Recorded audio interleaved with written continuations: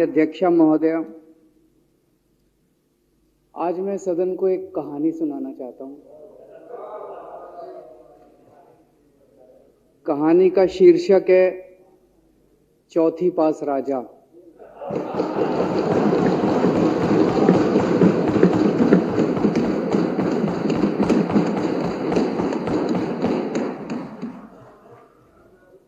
आपने बचपन में राजा रानी की बहुत कहानियां सुनी होंगी। मेरी कहानी में रानी नहीं है,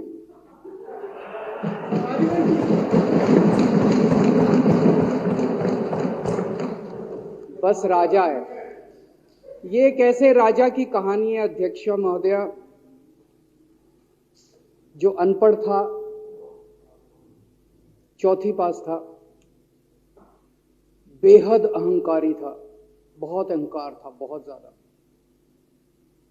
और पैसे की इतनी हवस थी, इतना भ्रष्टाचारी था, इतना भ्रष्टाचारी राजा था। ये एक महान देश की कहानी है। एक बहुत महान देश था, कई हजार साल पुराना देश। उस देश में एक गांव में एक बहुत गरीब परिवार में एक बच्चे का जन्म हुआ। जब बच्चे का जन्म हुआ तो ज्योतिषी ने कहा, गांव में ज्योतिषी होते हैं, आते हैं, वो पत्री बनाते हैं।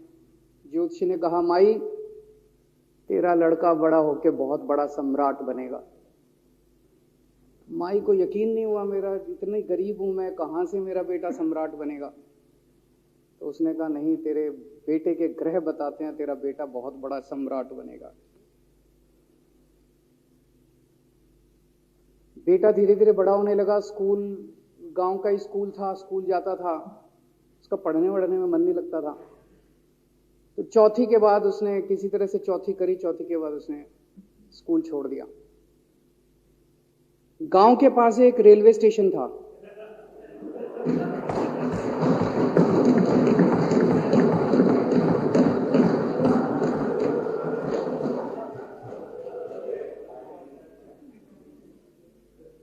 तो घर का खर्चा चलाने के लिए वो लड़का वहां स्टेशन पे चाय बेचता था। लड़के को भाषण देने का बड़ा शौक था।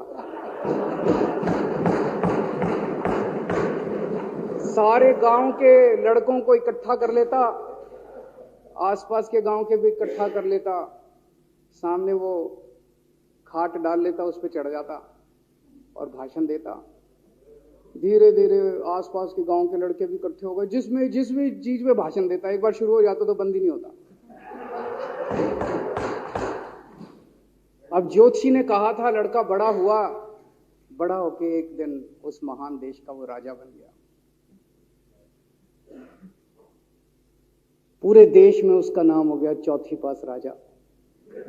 लोग उसको चौथी पास राजा कहते थे। अब उसे आता जाता कुछ था नहीं, पढ़ा लिखा था नहीं। अफसर आते, कुछ अंग्रेजी में चपर चपर करते, उसको समझ नहीं आता। अफसर जो मर्जी उससे साइन करा के ले जाते, जो मर्जी उससे साइन करा के ले जाते। अब वो कुछ पूछे अफसरों से तो उसे भी शर्म आती थी कि मैं पूछूंगा तो उनको लगेगा अनपढ़ आदमी है, पता चल जाएगा। तो उसके भी दिल में ये रहता था, यार मैं पूछूं ना पूछूं। पता नहीं किस किस चीज पे उसने चौथी पास राजा ने साइन कर दिए। फिर धीरे धीरे राजा को ये बुरा लगने लगा, यार ये मेरे को चौथी पास कहते हैं। तो उसने एक फर्जी डिग्री बनवा ली। कहीं से फर्जी डिग्री बना के ले आया, एमए की। बोला मैं एमए हूं। तो लोगों को लगा, यार ये तो ठीक नहीं है, ये तो फर्जी डिग्री हम बना के ले आया हमारा राजा। तो लोगों ने आरटीआई डाली। जो आरटीआई डालता उस पर 25,000 रुपये जुर्माना।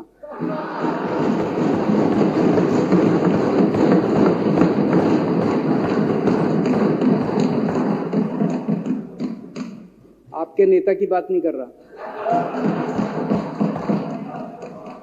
आप लोग भी हंस सकते हो।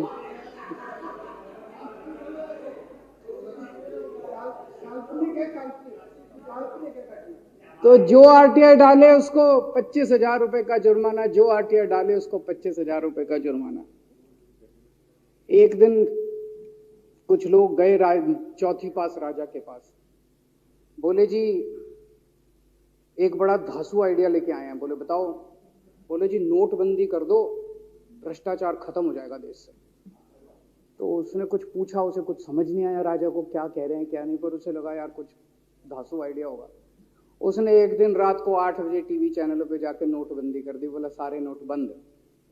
पूरे देश में हाहाकार मच गया, तड़प गए लोग, धंधे बंद हो गए, दुकानें बंद हो गई, लोग बेरोजगार हो गए, बुरा हाल हो गया पूरे देश। लंबी लंबी लाइनें लग गई पूरे देश के अंदर। लोगों ने जाके उसको कहा जी नोटबंदी कर दो, आतंकवाद खत्म हो जाएगा। ना आतंकवाद खत्म हुआ, ना भ्रष्टाचार खत्म हुआ, देश बर्बाद हो गया। वो महान देश जिसका वो राजा बना था, वो देश 10 साल 15 साल 20 साल पीछे चला गया उस नोटबंदी से, उस चौथी पास राजा की वजह से। एक दिन कुछ लोग गए उस राजा के पास, बोले जी खेती खूब बड़ी हो जाएगी, ये किसानों के कानून पास कर दो। अब उसको कुछ अकल नहीं थी राजा को, अनपढ़ राजा था। उसने साइन कर दिए, 3 काले कानून पास हो गए किसानों के। पूरे देश के किसान सड़कों पे, जगह जगह मोर्चे, 750 किसानों की मौत हो गई 1 साल के अंदर। अंत में राजा को वो कानून वापस लेने पड़े। धीरे धीरे देश की समस्याएं बढ़ती गई, क्योंकि राजा ऐरे गहरे। इससे पहले एक और राजा आया था, मोहम्मद बिन तुगलक। वो भी ऐसे ही करता था, कभी उसने देश की राजधानी बदल दी, कभी बोला मैं चमड़े के सिक्के बनाऊंगा। उसी तरह से ये था अनपढ़ राजा, कुछ भी कर देता था। अब राजा को एक दिन लगा यार मैं तो राजा बन गया, पता नहीं कितने दिन रहूंगा। तो उसकी गरीबी में जो जीवन उसने जिया था, उसे लगा यार पैसे तो कमाने चाहिए। पैसे कैसे कमाऊं? पैसे कमाऊंगा तो जनता में छवि खराब होगी। तो उसने अपने एक दोस्त को बुलाया और उस दोस्त को बोला कि ऐसा करते हैं कि मैं तो राजा हूं, सारे सरकारी ठेके तेरे को दिलाऊंगा, सारी कंपनियां तेरे को दिलाऊंगा, सरकारी पैसा तेरे को दिलाऊंगा। नाम तेरा, पैसा मेरा। तेरे को पूरे उस पे 10% कमीशन तेरे को मिलेगा, सारा पैसा मेरा। दोस्त मान गया। दोस्त को क्या था, फ्री में पैसा मिल रहा था, दोस्त मान गया। उसके बाद दोनों ने मिलके जो देश को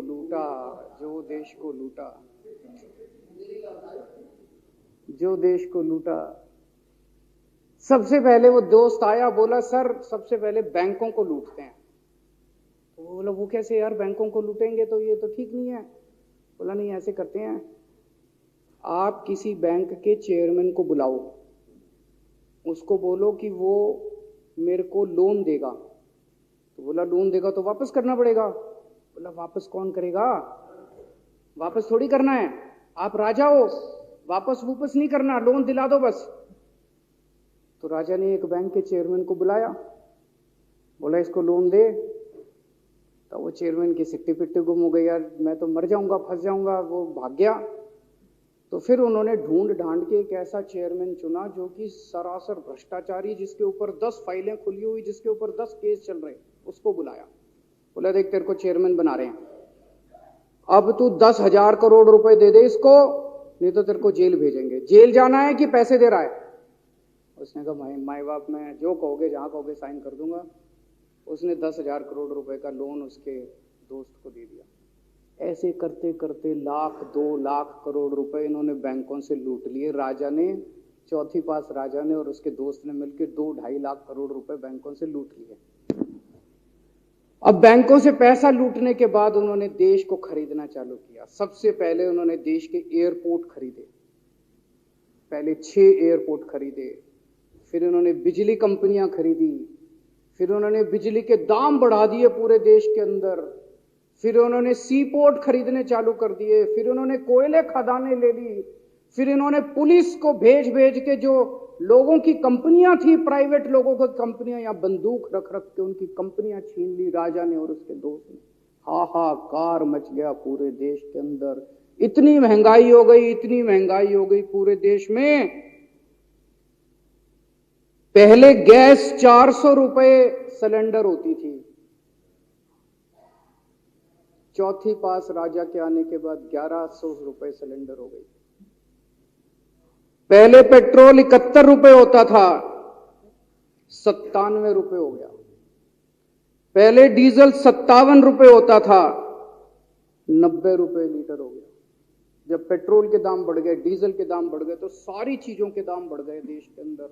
हाहाकार मच गया। सब चीजों पे इसने और इसके दोस्त ने कब्जा। दूध पहले 46 रुपए होता था, 66 रुपए लीटर हो गया। बच्चों को माएं दूध पिलाने लायक नहीं बची, घरों के अंदर छोटे छोटे बच्चों के दूध छीन लिए इसने राजा ने। सरसों का तेल 90 रुपए लीटर होता था, 214 रुपए हो गया। बताओ, धीरे धीरे पूरे देश में हाहाकार मच गया। लोग अब राजा के खिलाफ आवाज उठाने लगे, लोग उसके खिलाफ बोलने लगे। तो राजा ने कह दिया, जो मेरे खिलाफ बोलेगा पकड़ के जेल में डालो। एक के बाद एक राजा ने लोगों को पकड़ पकड़ के जेल में डालना शुरू कर दिया। किसी ने राजा का कार्टून बना लिया, उसको भी जेल में डाल दिया। किसी ने राजा का नाम गलत ले दिया, उसको भी जेल में डाल दिया। किसी टीवी चैनल वाले ने राजा के खिलाफ लिख दिया, उसको भी पकड़ के जेल में डाल दिया। किसी जज ने राजा के खिलाफ कोई ऑर्डर कर दिया, उसको भी पकड़ के जेल में डाल दिया। ना जजों को छोड़ा, ना पत्रकारों को छोड़ा, ना मीडिया को छोड़ा, ना व्यापारियों को छोड़ा, ना उद्योगपतियों को, किसी को नहीं छोड़ा। राजा ने पकड़ पकड़ के उसने चौथी पास राजा ने सबको जेल में डालना चालू कर दिया। एक महान देश कहां से कहां पहुंच गया। उसी देश के अंदर एक छोटा सा राज्य था, उस राज्य का एक मुख्यमंत्री था।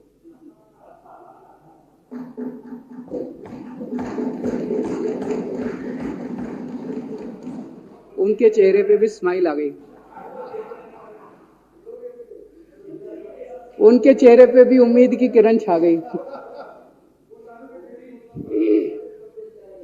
वो मुख्यमंत्री अपने लोगों का खूब ख्याल रखता था। वो मुख्यमंत्री कट्टर ईमानदार था। वो मुख्यमंत्री कट्टर देशभक्त था। वो मुख्यमंत्री पढ़ा लिखा था।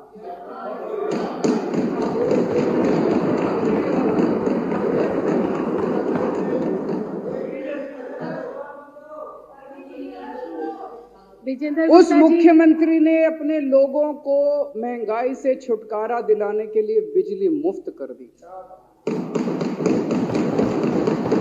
भाई साहब, उसके बाद तो चौथी पास राजा पागल हो गया। उसने बुला के जो हड़काया उस मुख्यमंत्री को कि तेरी हिम्मत कैसे हुई। उसे लगा राजा ने तो सारी बिजली कंपनियों पे कब्जा कर रखा था। उसे लगा अगर ये बिजली मुफ्त करने लग गया तो बाकी देश में तो मेरा बेड़ा गर्क, मेरी बिजली कंपनियां लुट जाएंगी, ऐसे कैसे चलेगा। उसने उसको कहा, खबरदार, तूने बिजली मुफ्त की। मुख्यमंत्री नहीं माना। धीरे धीरे उस मुख्यमंत्री ने अपने गरीबों के स्कूल ठीक करने चालू कर दिए।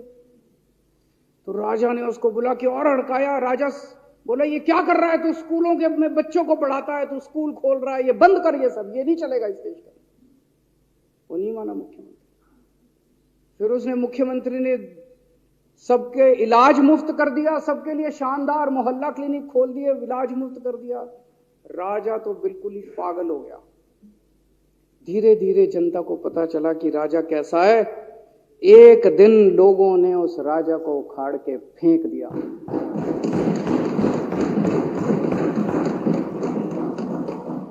और लोगों ने एक किसी ईमानदार और देशभक्त आदमी को वहां बिठा दिया और उनकी सरकार आ गई। और उसके बाद देश से महंगाई खत्म हुई और देश रात दूनी चौगुनी तरक्की करने लगा। तो जैसे हम बचपन में सुना करते थे, moral of the story, Hindi में क्या कहते, मॉरल ऑफ द स्टोरी का मतलब भाई इस कहानी में क्या प्रेरणा मिलती है। इस कहानी से ये प्रेरणा मिलती है कि अगर आपके देश में महंगाई है, आपके देश में समस्याएं हैं, आपके देश में सब कुछ गड़बड़ चल रहा है, तो सबसे पहले जांच परख के देखो आपका राजा अनपढ़ तो नहीं है। अगर आपके देश में सब गड़बड़ चल रहा है, बेरोजगारी है, बहुत सारी समस्याएं हैं, जरा देखो राजा, आपके राजा को कोई दोस्त तो नहीं है। अगर है तो सबसे पहले अपने राजा को उखाड़ के फेंको, नहीं तो आपकी समस्याओं का कोई समाधान नहीं होगा। आपकी समस्याओं का कोई समाधान नहीं होगा। वो पढ़ा करते थे, अंधेर नगरी चौपट राजा, सवा शेर बाजी सवा शेर खाजा। बहुत बहुत शुक्रिया।